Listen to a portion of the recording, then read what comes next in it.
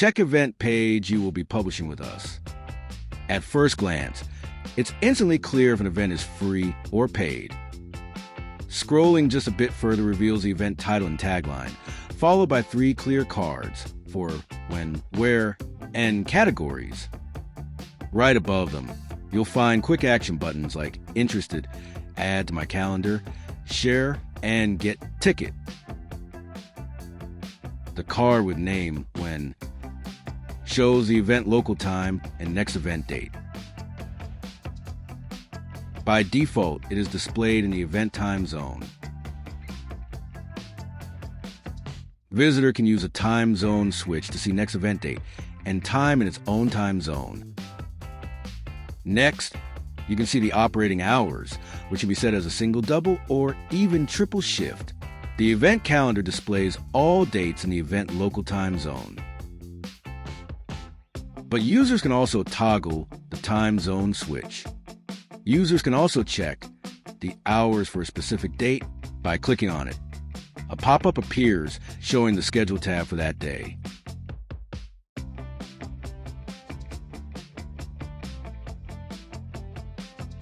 In the Where tab, we can set the event type as online, physical, or hybrid.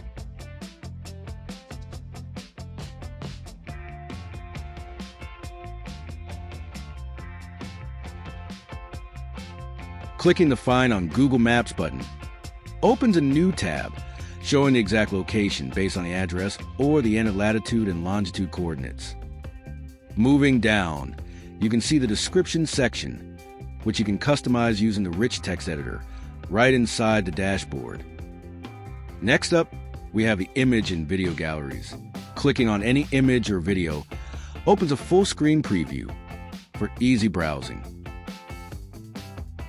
Let's do a quick scroll back up to review everything, and next, let's log into the user dashboard. Clicking the Login button in the header opens the Login modal. Now, I'll enter the user credentials and click Login button.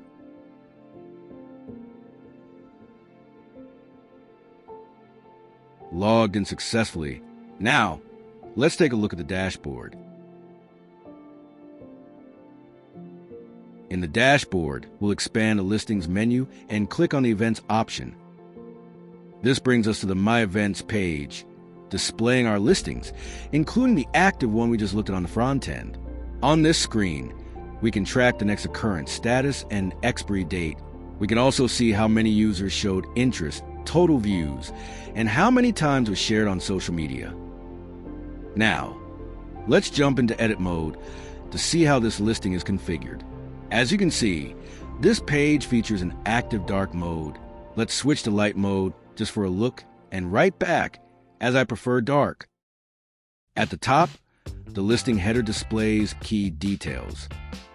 Here we can enter or edit the event title. And the same goes for the event tagline. The Select Location Type menu offers 3 options, which control the next 2 fields. The Go to Online Event button and the Event Address field will dynamically change based on whether you choose online, physical, or hybrid.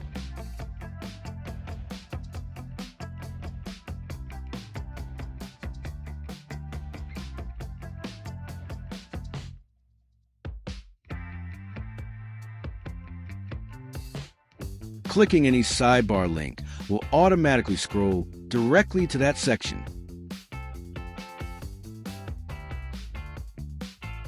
Here, you can choose your categories, which support up to 2 levels of subcategories.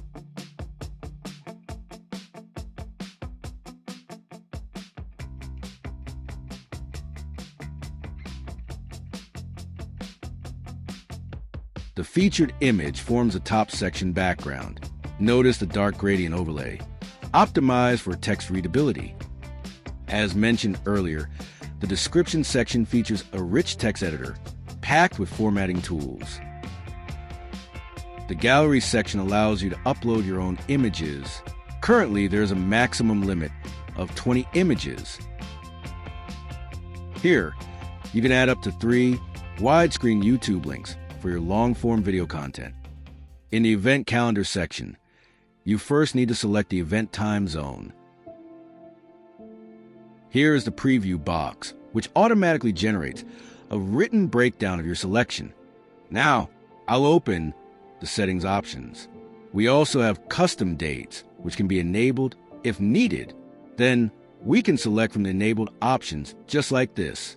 This full feature calendar lets you seamlessly select any year, month, or date. The recurring option is more advanced, offering weekly and monthly schedules down to specific days of the week.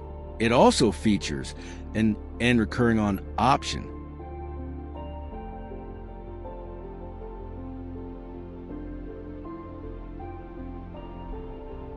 Below that, a preview box summarizes exactly what has been selected. Custom dates override recurring dates, allowing you to fine-tune individual days. You can add unique dates, reconfigure existing ones, or set them as non-working days. In the Preview Selected Dates section, you can deselect a date simply by clicking and holding it for a few seconds. Each date can be clicked up to 3 times, allowing you to cycle through working, non-working, and deselect states. For the selected dates, you can choose a different time per date.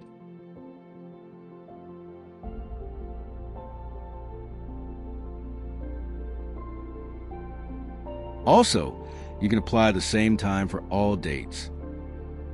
If we try to save our changes, but a required setting is missing, the system triggers a validation error in 2 places.